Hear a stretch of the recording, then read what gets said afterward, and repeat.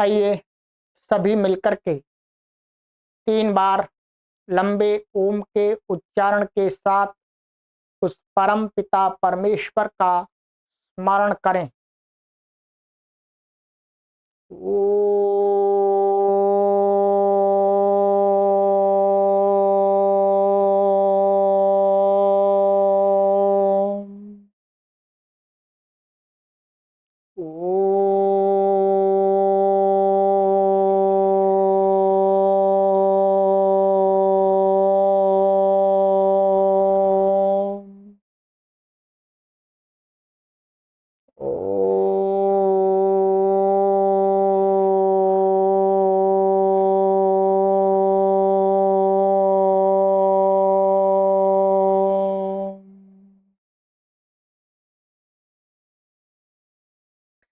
सभी को सादर नमस्ते।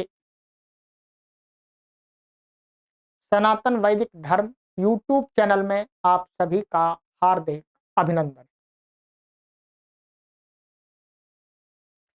आइए मित्रों, महर्षि पतंजलि द्वारा प्रणीत योग दर्शन का स्वाध्याय कर रहे हैं। स्वाध्याय की इस श्रृंखला में आज पाठ संख्या 39 को पढ़ेंगे। 39 को 38 पाठ हमारे हो गए हैं। सभी पाठों की वीडियो आपको क्रमशः प्लेलिस्ट में प्राप्त हो जाएगी। योग दर्शन नाम का हमने एक प्लेलिस्ट बना दी। आइए मित्रों, लाइक अवश्य कर दिया करें और अपने मित्रों को शेयर भी अवश्य किया करें और कमेंट भी अवश्य किया करें। जो भी कुछ आपको समझ में आता है उसको लिखा करें। अष्टांग योग हमारा चल रहा है। अष्टांग योग में हमारे यम पूरी तरह से कंप्लीट हो गए। माने यम क्या होते हैं और उनका आचरण कैसे किस प्रकार का करना है वो भी सारा बता दें। अब जो अष्टांग योग है इसमें 8 अंग बताए थे। यम, नियम, आसन, प्राणायाम, प्रत्याहार, धारणा, ध्यान, समाधय, अष्टावंगानी। तो अब एक अंग हमारा पूरा हो गया, यम। अब दूसरे अंग पर चलेंगे। दूसरा अंग है हमारा, क्या है? नियम। यम नियम, तो नियमों को समझेंगे। चलिएगा, कॉपी को ओपन कर लीजिएगा। इसके लिए महर्षि पतंजलि जी ने एक सूत्र बना दिया, उस सूत्र को आप लिख लीजिएगा।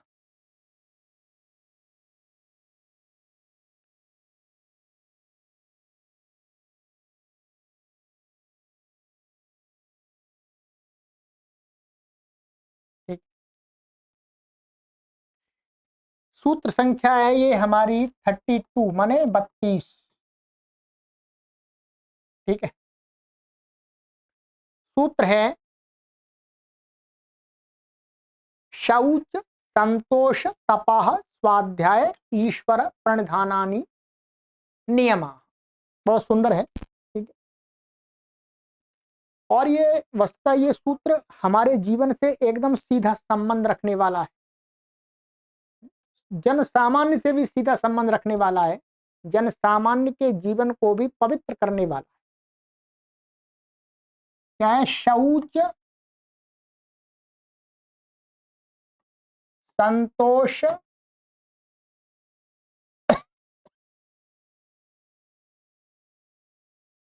तपः,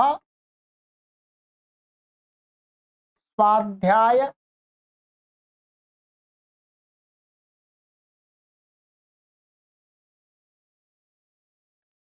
ईश्वर प्रणिधानानि।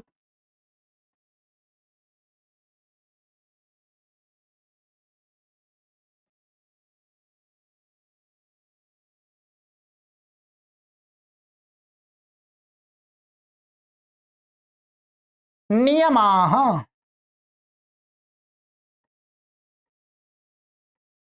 ठीक है, शौच, संतोष, तपः, स्वाध्याय, ईश्वर प्रणिधानानि नियमाः। अनेक लोग तो पहली बार सुन रहे होंगे, कोई बात नहीं, जब सुन लिया तभी। हमने भी एक दिन ही सुना था, बहुत दिनों तक नहीं सुना था। कहते हैं नियम क्या है, ये नियम बता रहे हैं यहाँ पर। 5 नियम बता रहे हैं, नियम 5 हैं, जैसे यम 5 थे वैसे नियम भी 5 हैं। एक तो कहते हैं शौच, दूसरा है हमारा संतोष, और तीसरा है हमारा तप, चौथा है हमारा स्वाध्याय, और पांचवा है हमारा ईश्वर प्रणिधान। इसमें आपने क्या है, हम जब द्वितीय पाद का जो साधन पाद है उसका हमने पहला सूत्र पढ़ा था, क्या पढ़ा था? तपः स्वाध्याय ईश्वर प्रणिधानानि क्रिया योग, यही पढ़ा था आपको, देखेंगे आप। ये तपा स्वाध्याय ईश्वर प्रणिधानानि क्रिया योग, इस सूत्र के अंदर तप और स्वाध्याय और ईश्वर प्रणिधान वहां आ गए थे क्रिया योग। तप का अर्थ जो वहां था वही अर्थ यहां पर भी है, स्वाध्याय का जो अर्थ वहां था वही अर्थ यहां भी है, ईश्वर प्रणिधान का जो अर्थ वहां था वही अर्थ यहां पर। इसमें केवल 2 शब्द और नए जोड़ रहे हैं, शौच, संतोष, परंतु हम पूरे सभी को दोबारा समझ लेते हैं आज की कक्षा में। शौच का अर्थ यहाँ पर यह संस्कृत भाषा का शब्द है, हिंदी में भी आ गया है, शुचिता बोलते हैं इसको। तो शौच का अर्थ है शुद्धि, क्या है? शुद्धि। एक जो साधक है उसको योग मार्ग पर चलते समय नियम का पालन करना है, और नियम के पालन में सबसे पहले शुद्धि दी, ध्यान रखेंगे। प्राय करके हम अनेक लोगों में देखते हैं, आश्रमों में जाते हैं, उनमें साधना करने वाले अनेक लोग ऐसे देखे जाते हैं कि वो उनका शुद्ध दिखता ही नहीं, कपड़े मैले कुचैले पहने रहते हैं, ये जटाएं गंदी गंदी गंदी पड़ी रहती हैं, वो धोते ही नहीं है, नहाते ही नहीं। यहां शुद्धि को महर्षि पतंजलि के इस सूत्र पर महर्षि व्यास जी ने शुद्धि को डिफाइन किया है, परिभाषित किया है कि शुद्धि क्या है। उसमें उन्होंने स्पष्ट लिखा हुआ है कि तत्र शौचम मृज्जलादि जनितम मेध्याव्यवहारादि च बाह्यम आभ्यंतरम चित्तमलानाम आक्षालनम, ध्यान रखिए। इन्होंने ये शौच माने शुद्धि, शुद्धि 2 प्रकार की बताई है, इसको समझ लेते, बहुत विशेष बात है ये। क्या है? 2 प्रकार की शुद्धि है, एक है बाह्य, बाह्य को पहले रखा, और दूसरी शुद्धि है आभ्यंतर।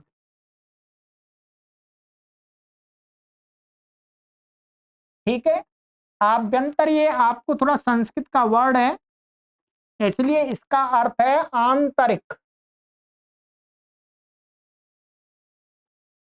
क्या? आंतरिक। और बाह्य का अर्थ होता है बाहर वाली, बाहर। ठीक है, शुद्धि को 2 विभागों में बांट दिया, और ये वस्तुतः सभी लोगों को, साधना के पथ पर नहीं चल रहे हैं तो भी आवश्यक है। सबसे पहले कहते हैं कि जो साधक हैं, जो साधिकाएं, उनको बाह्य शुद्धि करनी चाहिए। बाह्य शुद्धि के अंदर यहां पर क्या बताया कि मृज्जलादि जनितम मेध्याव्यवहारादि, कि शरीर को जल के द्वारा यहाँ मिट्टी बताई। पहले प्राचीन काल में क्या हुआ करता था, शरीर को या जो हाथ आदि थे मिट्टी से धो करके पवित्र किए जाते थे। जो गांव देहात में आप लोगों को देखते होंगे, जो लोग साबुन आदि और जो लिक्विड आदि जो आ गया वो तो अभी प्रयोग करते हैं। प्राचीन काल में क्या हुआ करता था, यदि कोई व्यक्ति पोटी आदि जाता था तो फिर वो अपने हाथ कैसे धोता था, मिट्टी लगा करके रगड़ के धोता था। मिट्टी से वो पवित्र माने जाते थे। अर्थात मिट्टी मलिनता को दूर कर देती है। इसी प्रकार से जब बहुत प्राचीन काल में जाएंगे तो जब साबुन आदि नहीं रहा होगा, तब शरीर को भी मिट्टी से रगड़ रगड़ करके साफ करते थे। और वस्त्रों को भी, तो नदी के किनारे जो रेत होता है, एक सफेद व्हाइट कलर का एक रेत होता है जिसको रेता बोलते हैं, उस रेता में रगड़ रगड़ के वस्त्रों को साफ किया करते थे। पहले साबुन आदि नहीं थे, सर्फ आदि तब। तो कहते हैं पहले मन जो साधक साधिका है उसको क्या करना चाहिए, अपने शरीर की बाह्य शुद्धि। ध्यान रखें, बाह्य शुद्धि में क्या बताया, प्रतिदिन उसे स्नान आदि करना चाहिए, शरीर को साफ रखना चाहिए और वस्त्रों को साफ रखना चाहिए। शरीर माने ये जटा आदि रख रहे हैं हम, तो उसको धोना अच्छी प्रकार से। उसमें ऐसे नहीं कि उसमें जू पड़ रहे हैं। आपने अनेक देखे होंगे, कितने अभी कुंभ का मेला आया था, उसमें कितने बड़े बड़े बाल रखाए हुए और उसमें ऐसा दिखाते हैं कि भाई ये तो बहुत बड़े साधक है, इन्होंने 2 वर्ष से अपने बालों को ही नहीं धोया, 3 वर्ष से बालों को नहीं धोया, और कईयों ने तो 10 वर्षों से बालों को नहीं धोया, केवल बाल बढ़ाते ही जा रहे हैं। तो ऐसे बालों में तो गंदगी भरेगी, वो क्या साधना करेंगे। क्योंकि साधना करने में जो चित्त में जो संस्कार उत्पन्न होते हैं, उसमें ये हमारा बाह्य शरीर भी अहम भूमिका निभाता है, मुख्य भूमिका निभाता है। तो इसलिए इन्होंने कहा कि भाई ऐसा है, शुद्धि शौच करना, शौच का पालना, अर्थात अपने शरीर को शुद्ध रखना। शुद्ध रखना, उसमें गंदगी नहीं जमी रहनी चाहिए, अर्थात शुद्ध। प्रतिदिन यदि हम स्नान करेंगे तो अपने आप शरीर हमारा शुद्ध रहेगा और कपड़ों को भी अच्छा साफ रखना चाहिए। तो साधना में हमें सहायता मिलेगी। हमारी सहायता, वो हमारी जो साधना है वो डिस्टर्ब नहीं होगी, अर्थात उसमें व्यवधान नहीं होगा। हमारा चित्त अच्छी प्रकार से, आपने देखा भी होगा, जब हम नहा धो लेते हैं एकदम, टीका आदि लगा लेते हैं, अच्छे धुले हुए एकदम या नए कपड़े पहन लेते हैं, तो हमारा चित्त भी प्रसन्न हो जाता है, अपने आप प्रसन्न हो जाता है। हम उसके बारे में सोचते नहीं है, फिर भी अपने आप प्रसन्न हो जाता है। और ये मानिएगा, हम सुबह उठ जाएं और मुंह भी नहीं धोएं और ये ब्रश आदि भी ना करें और ऐसे ही काम में लग जाएं, तो चित्त थोड़ा सा हमारा कैसे खिन्न सा रहता है, कोई स्फूर्ति नहीं आती।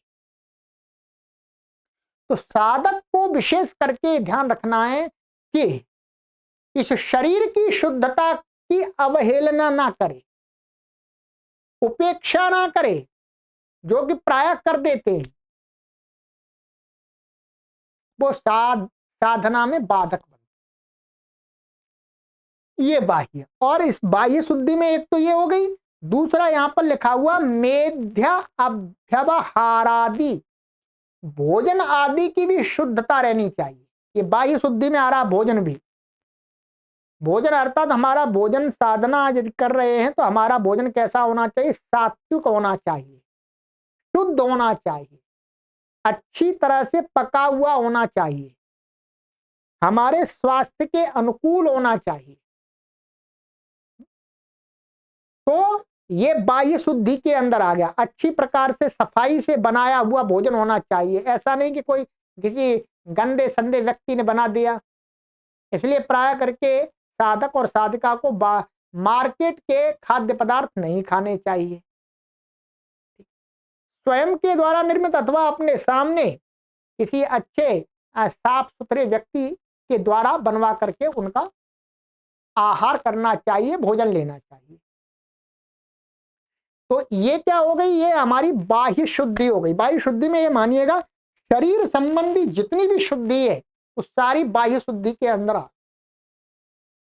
दूसरी शुद्धि इन्होंने बताई है कि आभ्यंतर शुद्धि, समझ लीजिएगा बहुत। आभ्यंतर शुद्धि में इन्होंने बताया चित्त मलानाम आक्षालन, जो हमारे चित्त में बुरे संस्कार हैं, बुरी वृत्तियां हैं, उनको हटाना, उनको अपने चित्त से नष्ट करना। उसके लिए जो भी उपाय है, अर्थात कुछ अच्छा चिंतन करना, अच्छे उपदेश आदि को सुनना है, तो इससे क्या होगा, हमारा जो चित्त के अंदर बुरी वृत्तियां हैं वो नष्ट होंगी धीरे धीरे। ठीक है, तो ये क्या है, सबसे पहले ये दो प्रकार की शुद्धि शौच, ये नियम है, प्रथम नियम में रखा, ध्यान रखेंगे। और मेरा मानना है कि यमों के पालन से पहले सबसे पहले साधक को ये बाह्य शुद्धि कर लेनी चाहिए, बाह्य शुद्धि। और ये बाह्य शुद्धि साधक और साधिका को ही नहीं, प्रत्येक व्यक्ति को कर लेनी चाहिए, यदि वो जीवन में किसी भी अपने क्षेत्र में सफल होना चाहता है। ठीक है, ये हो गया। अब इसका आप विस्तार से मैंने बता दिया, आप और विस्तार करते रहिएगा, इसमें विस्तार और क्या होगा। बस जो भी है बाह्य शुद्धि के अंदर हमारा शरीर, वस्त्र और हमारा रहने का जो स्थान, ठीक है, रहने का स्थान भी आएगा इसके अंदर। जहां पर हम रह रहे हैं वहां पर ऐसा नहीं कि मक्खी भिनक रही हो, ठीक है, वहां पर गंदगी पड़ी हो, कीचड़ पड़ी हो, गोबर पड़ा हो, ऐसा नहीं। शुद्ध होना चाहिए, पवित्र स्थान होना चाहिए, जहां पर मलिनता ना हो, जहां पर कीट पतंगे ना हो, मक्खियां ना हो, तब साधना होगी। हम वैसे गंदे जगह में पड़े हुए मक्खियां भिनभिना रही हैं तो हमारा चित्त कहां लगेगा, कोई साधना होगी, नहीं होगी। और ऐसे ही भोजन तो अपने शरीर के लिए जो अनुकूल, और प्राय करके सात्विक भोजन लेने का प्रयास करना चाहिए, तामसिक और राजसिक भोजन से दूर रहना चाहिए। तो ये क्या हुई, शौच, ये शौच का पालन होगा साधक के लिए। दूसरा है इसके अंदर संतोष। मैं महर्षि व्यास जी के अनुसार ही बता रहा हूं आपको, अपनी तरफ से नहीं जोड़ रहा, अपनी तरफ से जोड़ने के लिए इसमें कुछ है ही नहीं, सारा तो उन्होंने विस्तार से बता ही दिया। अब मैं अपनी तरफ से इसमें क्या जोड़ूं, और कम भी नहीं कर सकता, इसमें कम क्या करूंगा। ये साधना करनी है तो ये पवित्रता तो चाहिए ही। संतोष को ये कहते हैं कि संतोष क्या है, संतोष की परिभाषा क्या है, तो ये कहते हैं सन्निहित साधनात् अधिकस्य अनुपादितसा, कि हमारे पास में जितने साधन हैं, जितने पदार्थ हैं, उनसे अधिक की इच्छा ना करना। वही कहा, सन्निहित साधनात्, माने अपने पास में जो भी पदार्थ उपलब्ध हैं, जितने हैं, उससे अधिक, माने अधिक से अधिक की, अनुपादितता माने इच्छा न करना, न चाहना। साधक साधिका के पास में भोजन के लिए सामग्री है, रहने के लिए घर है, पहनने के लिए वस्त्र है, ठीक है, बस। अब उससे उसको ये नहीं कि मेरे पास एक दूसरा घर और होना चाहिए, तीसरा घर और होना चाहिए, मेरे पास में ये जोड़ी वस्त्र है, अब मेरे पास में 3 जोड़ी, 4 जोड़ी, 10 जोड़ी और होने चाहिए, इतना पदार्थ मेरे पास में खाने के लिए है, इसके अलावा और भी मेरे पास में खाद्य सामग्री होनी चाहिए। ऐसी इच्छा करेगा वो क्या हो जाएगा, असंतोष। संतोष क्या है, जितना मुझे आवश्यक उतने पदार्थ है, उससे अधिक की मुझे कोई इच्छा करनी ही नहीं है, ये वास्तव में संतोष है। ये महर्षि व्यास जी के शब्दों में मैंने आपको बता दिया, और वस्तुतः यही संतोष है। मेरे पास में जो है मैं उसमें संतुष्ट हूं, पर्याप्त। संतोष की यही परिभाषा है। इस संतुष्टि से क्या मिलता है, ध्यान रखेंगे, इनके फल आगे बताएंगे अभी, जो साधक शुद्धि नियम का पालन करता है, शौच नियम का पालन करता है, उसको क्या मिलता है ये आगे बताएंगे सूत्रों में। ऐसे ही संतोष का पालन करने से क्या मिलता है, अभी बीच में यहां पर नहीं छेड़ूंगा मैं बात को, सबका फल बताएंगे। और कहते हैं आगे तपह। ठीक है, तपा के बारे में हमने पहले भी बात कर ली थी। तप के बारे में इन्होंने ये कहा था कि द्वंद्व, ठीक है, जिसमें बताया था जिज्ञासा पिपासे, भूख प्यास, शीतोष्णे, सर्दी गर्मी, और स्थान आसने। स्थान आसने का अर्थ है बैठने का अभ्यास करना, माने बैठ करके एक ही आसन में थोड़े लंबे समय तक टिके रहने का अभ्यास करना। और काष्ठ मौना, माने काष्ठ मौना, मौनाकार मौने च, ये क्या लिया इन्होंने, ये मौन है। ये प्राचीन धर्मशास्त्रों में काष्ठ मौन, अभी इस पर भी चर्चा करें। काष्ठ मौन माने एकदम बिल्कुल मौन धारण, कुछ बोलना ही नहीं। साधना में ये सहायक होती है चीजें। ये तप बताए इन्होंने, क्या बताए, तप।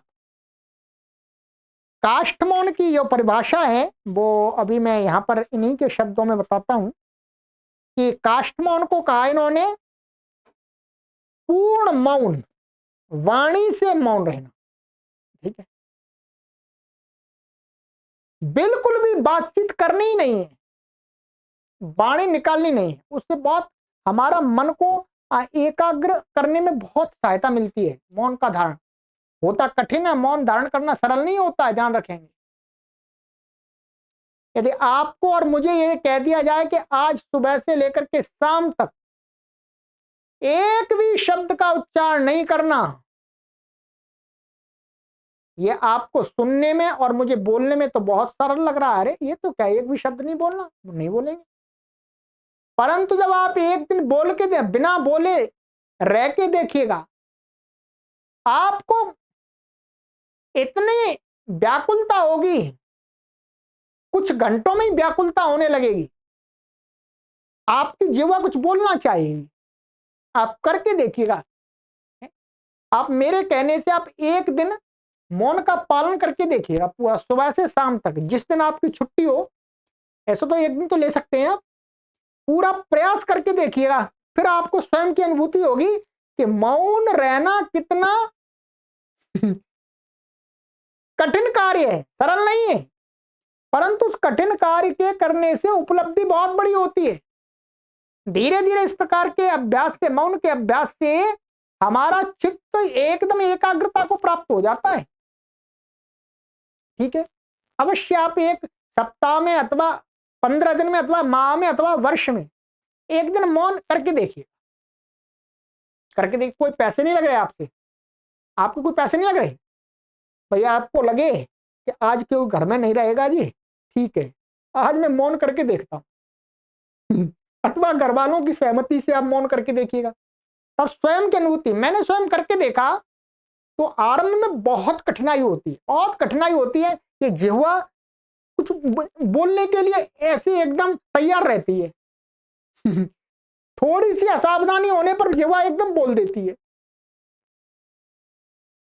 जैसे अभी तो मैं दिन भर बोलता हूं, ठीक है, दिन भर बोलता हूं पर पढ़ाई की बातें बोलता हूं, तो इसको बोला इन्होंने काष्ठ मौन। ध्यान रखेंगे, पूरी तरह से मौन करना। और तो ये क्या हुआ, तप। तप के अंदर इन्होंने क्या बताया, एक तो भूख प्यास पर कंट्रोल, भूख प्यास को सहन करना सीखना, सहन करने का अभ्यास, अर्थात कभी भूख लगी है तो 1-2 घंटे अर्थात मैं रुक सकता हूं आराम से, उसका अभ्यास करना। प्यास लगी है तो प्यास को रोक करके अभ्यास करना। ठीक है, क्योंकि साधना में जब साधना हमको करनी पड़े 3 से 4-5 घंटे, तो प्यास हमको सताए नहीं, भूख हमको सताए नहीं। इसी प्रकार से सर्दी और गर्मी को सहन करने का अभ्यास करना चाहिए, यह भी तप है। और इसी प्रकार से कहते हैं बैठने का, माने एक कोई आसन लगा करके, सरल आसन लगा करके बैठिए, उस पर अभ्यास कीजिएगा 2 घंटे 3 घंटे 4 घंटे एक ही आसन में, क्योंकि साधन में आसन बदला नहीं जाएगा, बदला जाएगा तो आपका चित्त भंग हो जाएगा, एकाग्रता आपकी टूट जाएगी। और क्या कहते हैं आगे, और ये हो गया काष्ठमौनक हो गया। और इसके आगे इन्होंने बताया है, इन्हीं के शब्दों में बता रहा हूं, व्रतानी चैषाम यथा योगम कृच्छ चांद्रायण सांतपनादीनी। इस तप के अंदर व्रतों को भी जोड़ रहे हैं, साधक व्रतों का भी पालन करे। उन व्रत में इन्होंने नाम लिया है, इन्होंने कहा यथा योगम। यथा योगम का अर्थ है अपनी परिस्थिति के अनुकूल व्रत करना चाहिए। व्रत में इन्होंने यहां पर 3 व्रत का नाम लेकर के इत्यादि कह दिया। 3 व्रत उन्होंने कहे, एक तो कृच्छ और एक चांद्रायण व्रत और एक शांतपन व्रत। इन व्रतों का भी पालन करना चाहिए साधक को, ये तप के अंदर आता है। अब ये जो व्रत है इनके बारे में थोड़ा सा सुन लीजिएगा, ठीक है। व्रत करना चाहिए, व्रत का मतलब ये नहीं है कि सारे दिन खाते ही रहना है। व्रत माने रोटी नहीं खानी है, दूसरी चीज सारे दिन दांत चबाते ही रहना है। यहां पर जो कृच्छ व्रत का जो अर्थ दिया है, ये जो व्रतों का जो वर्णन है, ये प्राय करके पुराण आदि ग्रंथों में अधिक मिलता है। प्राचीन काल में चलते थे, ऐसी बात नहीं है, और ये सहायक भी होते हैं, ऐसी बात नहीं, सहायक भी होते हैं। ये कहते हैं कृच्छ व्रत किसको जानना चाहिए, सुन लीजिएगा। 3 दिनों तक केवल प्रातः काल, ऐसा बताया, 3 दिन तक प्रातः काल केवल एक समय मुर्गी के अंडे के बराबर छोटे छोटे 26 कौर भोजन, ठीक है। क्या लेना है, प्रातः काल बस केवल। क्या है, साधक को जो भी व्रत रखेगा, जो कृच्छ व्रत, उसको क्या, मुर्गी का अंडा इतना बड़ा होता है, तो इतने बड़े बड़े बता रहे हैं कि छोटे माने अंडे के बराबर छोटे छोटे 26 कौर रोटी के टुकड़े भोजन, और फिर 3 दिन तक केवल सायकाल उतने ही बड़े 32 कौर भोजन, फिर 7 दिन तक 24 कौर भोजन करना, बाद में 3 दिन का उपवास करना। 12 दिनों में पूरा होने वाला यह कृच्छ नाम का व्रत है। आप समझ गए, 12 दिनों में ये पूर्ण हो रहा है। क्या हो रहा है, पहले 3 दिन प्रातः काल कितने लेने हैं, 26 कौर भोजन के, और मैंने वो बता दिया आकार एक सामान, इतना बड़े बड़े कौर ले लो तोड़ के जितना खाते हैं। फिर उसके अगले 3 दिन केवल सायकाल लेने हैं, सुबह नहीं लेना, फिर सायकाल लेना है, दिन में और कुछ नहीं खाना, रात को फिर सायकाल लेना है। बड़े मैं उतने ही बड़े 26 कौर ना 32 32 32 कौर, ठीक है। ये 6 दिन हो गए, पहले 3 दिन सुबह, फिर 3 दिन शाम को, और फिर 3 दिन केवल 24 कौर 24 कौर उनको लेना है, ठीक है। बाद में 3 दिन 9 हो गए, अब 3 दिन क्या करना है, दिन उपवास करना है, कुछ भी नहीं खाना। तो ये 12 दिन का जो है व्रत, ये कहलाता है कृच्छ व्रत। ये क्या करता है, साधक के साधना में साधक, इसमें शरीर के अंदर जो रोग होते हैं छोटे छोटे, वो नष्ट हो जाते हैं, शरीर को ऊर्जा प्राप्त होती है, जिसको हम कह सकते हैं मोटी भाषा में प्राकृतिक चिकित्सा। दूसरा है चांद्रायण व्रत। चांद्रायण व्रत की ये बताते हैं कि शुक्ल पक्ष की प्रतिपदा से प्रारंभ करे, यानी शुक्ल पक्ष जो आता है उसकी जो प्रतिपदा होती है उससे आरंभ करे, और चंद्र कलाओं के अनुपात से 15 कौर तक भोजन करे।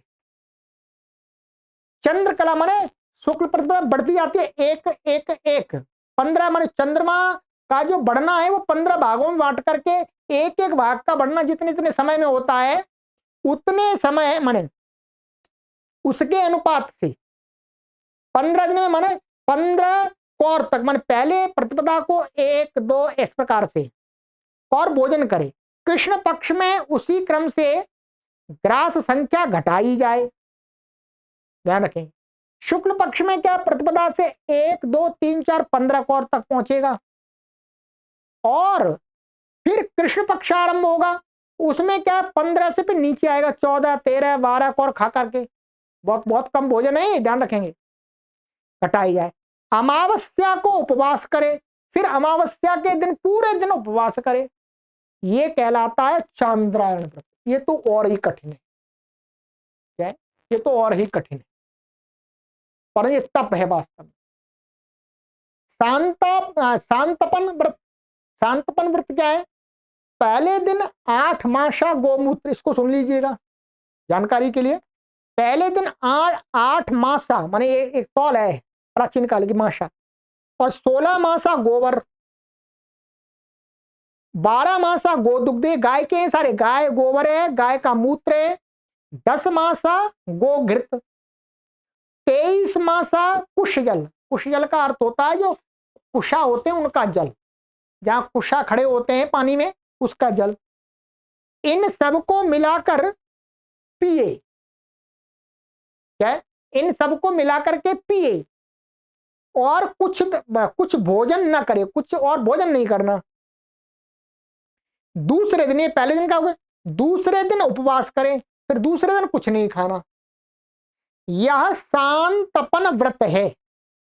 ये तो थोड़ा सा सरल ही है, ठीक है।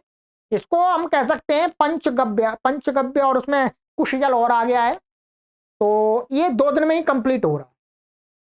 तो इन व्रतों का पालन करना क्या कहलाता है? तप जी,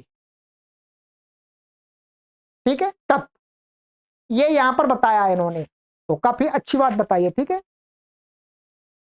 तप के बाद में आता है स्वाध्याय। स्वाध्याय की हमने पहले भी चर्चा की थी, और स्वाध्याय वही बता रहे हैं, स्वाध्यायो मोक्ष शास्त्राणाम अध्ययनम प्रणव जपो वा। स्वाध्याय के अंदर जो मोक्ष संबंधी बातों का जो शास्त्र है, जहां पर माने इंद्रियों पर नियमन करने की बातें हैं, इस प्रकार के जो शास्त्र हैं, उनका अध्ययन करना, उनको पढ़ना, और प्रणव जप माने ओम का जप करना है? अर्थ और भावना के साथ में जप करना, ये 2 चीजें क्या है स्वाध्याय के अंदर। और स्वाध्याय में जो मोक्ष शास्त्राणाम, तो बहुत बड़ा विषय हो गया। इसमें मैं सभी आत्मोन्नति के जितने भी ग्रंथ हैं वो सारे आ जाएंगे। आप कोई भी ले सकते हैं, उपनिषद ले सकते हैं, और भी अच्छे अच्छे वेद आदि का स्वाध्याय कर सकते हैं, और भी अच्छी पुस्तकें उनका स्वाध्याय करें, और ओम का जप भी करें, है? अर्थ के साथ। ये हो गया आपका स्वाध्याय। अब ईश्वर प्रणदानानि, ईश्वर प्रणदान भी आपका सरल ही है। ईश्वर प्रणधानम तस्मिन् परम गुरौ सर्वकर्मार्पणम। ईश्वर प्रणदान पहले भी बताया था कि उस परम गुरु, उस परम पिता, परम सत्ता को परम गुरु मान करके अपने सारे कर्म जो भी कुछ कर रहे हैं वो सब उसको ही समर्पित कर देने का भाव उत्पन्न करना। प्रभु मैं कुछ नहीं कर रहा, सब कुछ आप ही है, आपके द्वारा ही हो रहा है। जो भी कुछ कर रहा है सब उसको, किसको समर्पित करने का भाव अपने मन में लाना है? ईश्वर को, परम गुरु, उसको परम गुरु मानकर। ये जो ईश्वर के प्रति परम गुरु समर्पण का भाव, अपने कर्मों का मान, ईश्वर प्रणधानम माने सर्व कर्मार्पणम। ये कर्म ईश्वर आपने ही किया है, मुझे इसका कोई फल नहीं चाहिए। इस प्रकार से क्या करना है? ये हमारे 5 नियम हो गए, ध्यान रखिए। क्या हो गए? 5 नियम। मैंने जितना विस्तार से हो सकता है पूरा आपको बता दिया है, बस यही यहां पर दर्शन में आए। अब मैं आप सभी से निवेदन करूंगा कि चाहे आप साधना के पथ पर चलें ना चलें, परंतु आप शौच का भी पालन करें, संतोष का भी पालन करें, तप का भी करें, स्वाध्याय माने अच्छे ग्रंथों का स्वाध्याय भी करें, ओम का नाम भी जपे, कोई पैसा नहीं लग रहा ओम के नाम जपने में। और ईश्वर का प्रणिधान, ये वस्तुता का ईश्वर के प्रति समर्पित भाव होकर के, हे प्रभु बस जो कुछ किया वो आपने ही किया, मैंने कुछ नहीं किया। ये जो हमारे अंदर एक विचार वृत्ति उत्पन्न होती है, वो हमें दुखों से बचाती है। जो भी कुछ फल के रूप में मिलता है, उस फल से हम दुखी नहीं होते, आनंद का अनुभव करते हैं, सुख का अनुभव करते हैं। ठीक है, चलिए अब आगे की कक्षा में मिलेंगे। अब आगे की कक्षा में क्या होगा, ये जो आपको बता दिए इन्होंने, क्या बता दिए,